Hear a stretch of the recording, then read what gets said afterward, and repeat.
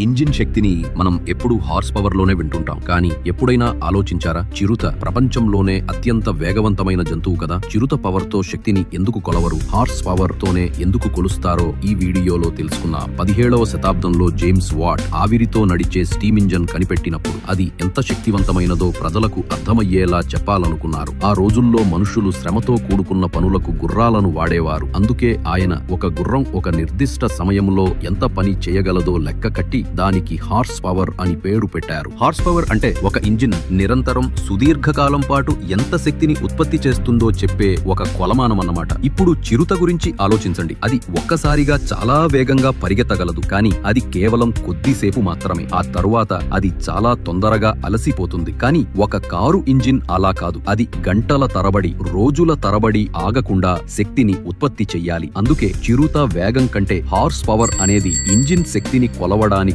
సరైన ప్రమాణమయ్యింది. వీడియో నచ్చితే లైక్ చేసి సబ్స్క్రైబ్ చేసుకోండి.